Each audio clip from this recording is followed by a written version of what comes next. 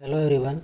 इस वीडियो में हम देखेंगे कि ग्रहण कैसे होता है और संक्रांति क्या है और उसके बाद पृथ्वी को जो ताप कटिबंध में बांटा गया है वो क्या है। तो चलिए शुरू करते हैं। सबसे पहले देखते हैं ग्रहण कैसे होता है। इससे पहले कुछ बेसिक पॉइंट को देखते हैं। रोटेशन को क्या है? रोटेशन घूर्णन गति। पृथ्वी अपने अक्ष पे हमेशा घूमते रहती है, अपने अक्ष पे हमेशा पश्चिम से पूर्व की ओर घूमते रहती है। इसे घूर्णन गति कहा जाता है, पृथ्वी का घूर्णन गति। और इसे दैनिक गति भी कहा जाता है क्योंकि ये एक दिन में अपने अक्ष पे एक चक्कर घूम जाती है। पृथ्वी पश्चिम से पूर्व की ओर घूमती है। पृथ्वी पश्चिम से पूर्व की ओर, यानी कि पूरब वाला जो भाग है वो सूर्य के सामने पहले आएगा और पश्चिम वाले जो भाग है वो सूर्य के सामने बाद में आएगा। इसलिए पूर्व में सूर्योदय पहले होता है और पश्चिम में सूर्योदय बाद में होता है। और सूर्योदय पूर्व में दिखाई देता है और सूर्यास्त पश्चिम में दिखाई देता है। जैसे इंडिया का असम है, असम में गुजरात के मुकाबले लगभग 2 घंटा पहले सूर्योदय हो जाता है क्योंकि असम जो है और अरुणाचल प्रदेश जो है ये सब पूर्व में है और गुजरात पश्चिम में है। उसके बाद एक गति है परिक्रमण या परिभ्रमण, जिसे रिवोल्यूशन भी कहा जाता है। तो ये सूर्य जो है उसके चारों ओर परिक्रमा जो पृथ्वी करती है उसे परिक्रमण गति कहा जाता है।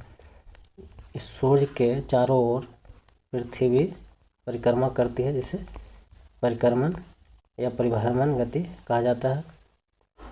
और ये एक साल में एक बार पृथ्वी जो है सूर्य के चक्कर लगा लेती है। इसे वार्षिक गति भी कहा जाता है, एक वर्ष में एक चक्कर लगाने के कारण। और इसी में एक है उपसौर और अपसौर। वो क्या है वो भी देख लेते हैं।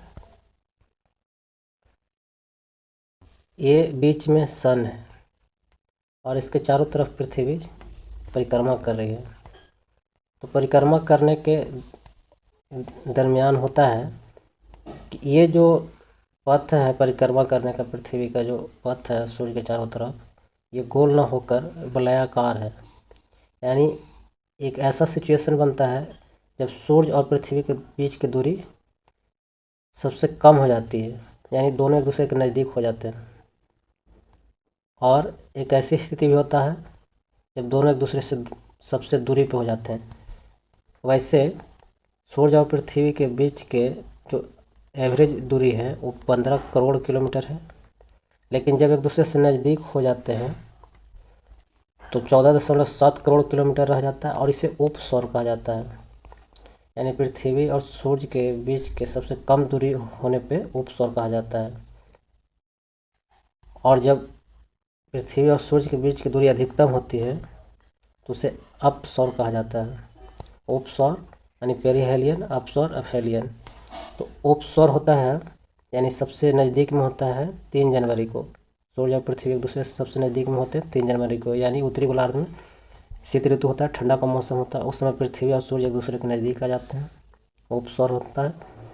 और 4 जुलाई को अपसौर होता है, एक दूसरे से दूर चले जाते हैं। उस समय दूरी होता है 15.21 करोड़ किलोमीटर। ये 4 जुलाई उत्तरी गोलार्ध में गर्म मौसम होता है, गर्मी का मौसम होता है। अब इसके बाद देखते हैं कि इक्लिप्स क्या है, ग्रहण क्या है। ग्रहण तो अभी हमने देखा कि सूर्य के चारों तरफ पृथ्वी चक्कर लगाती है, परिक्रमा करती है। ये अगर ये अर्थ है और अर्थ के चारों तरफ मून परिक्रमा करता है, यानी चंद्रमा। ये चारों तरफ घूमते हुए जब सूर्य और पृथ्वी के बीच में मून आ जाता है तो इस स्थिति में सूर्य दिखाई नहीं देता है पृथ्वी से और ये सूर्य ग्रहण की स्थिति बनती है। ये सूर्य ग्रहण तब होता है जब सूर्य और पृथ्वी दोनों के बीच में चंद्रमा आ जाता है। और ये अमावस्या के दिन होता है सूर्य ग्रहण। चंद्र ग्रहण कैसे होता है? चंद्र ग्रहण की स्थिति तब बनता है जब चंद्रमा पृथ्वी का परिक्रमा करते करते, चंद्रमा भी पृथ्वी की परिक्रमा करता है, तो चंद्रमा पृथ्वी के पीछे आ जाता है। यानी कि सूर्य और चंद्रमा के बीच में पृथ्वी आ जाती तब चंद्र ग्रहण होता है। ये कैसे होता है? क्योंकि जो मून है, चंद्रमा है, उसका अपना कोई लाइट नहीं है, यानी कि ये सूर्य का जो प्रकाश है वो चंद्रमा पर पड़ने पे चंद्रमा चमकते हुए दिखाई देता है।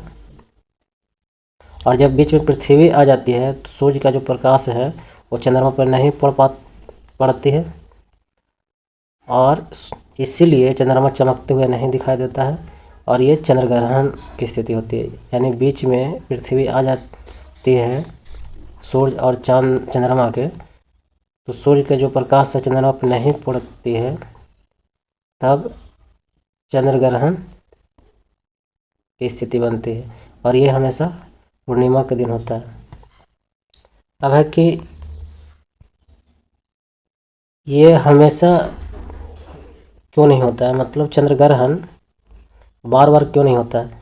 तो इसका आंसर है कि जो पृथ्वी का कक्षा तल है, यानी सूर्य के चारों तरफ घूमने वाला जो कक्षा है जो पृथ्वी का, और जो चंद्रमा का जो कक्षा स्थल है, वो दोनों समान न होकर 5 डिग्री का अंतर है।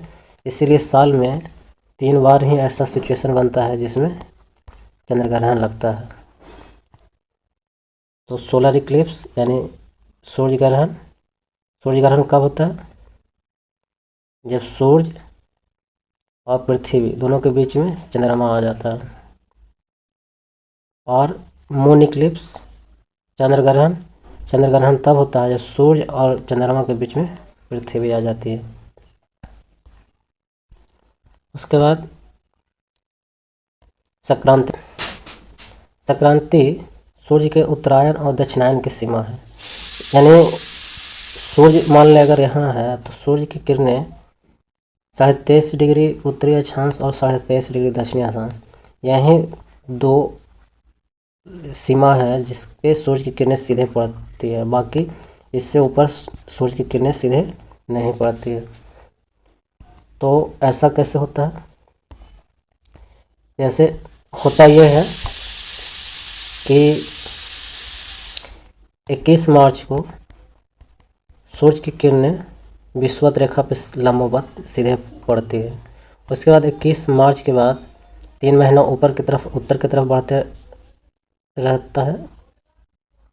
अब मार्च के बाद अप्रैल, मई, जून, 21 जून को सूर्य जो है कर्क रेखा पे सीधे चमकता है, जिसे कर्क संक्रांति कहा जाता है। फिर इसके बाद फिर दक्षिण की तरफ आने लगता है 3 महीना फिर। तो जून के बाद जुलाई, अगस्त, सितंबर। फिर 23 सितंबर को सूर्य की किरणें विषुवत रेखा पे फिर लंबवत पड़ती है। उसके बाद फिर दक्षिण की तरफ ही बढ़ते जाती है, यानी सितंबर के बाद अक्टूबर, नवंबर, दिसंबर। फिर 22 दिसंबर को जो ट्रॉपिक ऑफ कैप्रिकॉर्न है, मकर रेखा पे सूर्य की किरणें लंबवत पड़ती है, यानी सूर्य सीधे चमकता है यहाँ। फिर दिसंबर के बाद फिर यहाँ सीमा है, इसके बाद फिर उत्तर की तरफ सूर्य की किरणें सीधे पड़ने लगती है, यानी कि बाद दिसंबर के बाद जनवरी, फरवरी, मार्च। तो फिर 21 मार्च को फिर विषुवत रेखा पे सूर्य की किरणें लंबवत पड़ती है। तो जब सूर्य की किरणें कर्क रेखा पे सीधे पड़ती है तो इसे कर्क संक्रांति कहा जाता है, और ये 21 जून को होता है। इस दिन उत्तरी गोलार्ध में सबसे बड़ा दिन होता है, क्योंकि सूर्य जो है ज़्यादा देर दिखाई देता है उत्तरी गोलार्ध में।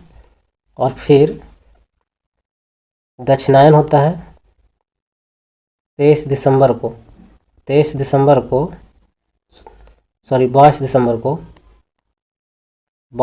को सूर्य जो है मकर रेखा पे सीधे चमकता है, और इस दिन दक्षिणी गोलार्ध में बड़ा दिन होता है और उत्तरी गोलार्ध में सबसे छोटा दिन होता है। और 2 दिन विषुवत रेखा है, 2 साल में 2 बार ऐसा आता है, 21 मार्च और 23 सितंबर। ये 2 दिन ऐसा आता है जब 2 दिन विषुवत रेखा पे सूर्य सीधे चमकता है, और इस स्थिति को विषुव कहा जाता है, यानी पूरे पृथ्वी पर दिन रात बराबर होता है। अब है कि 6 महीना सूर्य दक्षिण की तरफ रहता है, अगर हम देखें, ये 23 सितंबर से अक्टूबर, नवंबर, दिसंबर, 22 दिसंबर तक 3 महीना, फिर जनवरी, फरवरी, मार्च, फिर 21 मार्च तक, यानी 3 महीना दक्षिण की तरफ बढ़ते हुए और फिर 3 महीना लौटते हुए, यानी 6 महीना। तो ये 6 महीना दक्षिणी ध्रुव पे दिन होता है और उत्तरी ध्रुव पे रात होता है। इसी तरह उत्तर की तरफ जब फिर ये 21 मार्च से इधर उत्तर की तरफ सूर्य सीधे चमकने लगता है, तो अप्रैल, मई, जून, अब फिर लौटते हुए जून, जुलाई, अगस्त, सितंबर, फिर 6 महीना, यानी इस समय 6 महीना उत्तरी ध्रुव पर दिन होता है। तो ये हमने देखा कि संक्रांति क्या होता है। उसके बाद देखते हैं कि ताप कटिबंध क्या है। ताप कटिबंध तो 0 डिग्री जो अक्षांश है उससे ऊपर 23.5 डिग्री उत्तरी अक्षांश और 23.5 डिग्री दक्षिणी अक्षांश नीचे, ये दोनों के बीच देखें कि सूर्य जो है कभी न कभी सीधे जरूर चमकता है और यहाँ हमेशा गर्म रहता है मौसम, इसीलिए ये उष्ण कटिबंध कहलाता है, टॉरिड जोन कहलाता है। उसके बाद 23.5 डिग्री नॉर्थ से 23.5 डिग्री नॉर्थ और 23.5 डिग्री साउथ से 23.5 डिग्री साउथ, ये दोनों के बीच में सूर्य जो है तिरछे चमकता है और यहाँ कभी ठंडा कभी गर्म मौसम रहता है, इसलिए शीतोष्ण कटिबंध ये है, टेम्परेट जोन, शीतोष्ण, शीत प्लस उष्ण, ये दोनों जो है शीतोष्ण कटिबंध।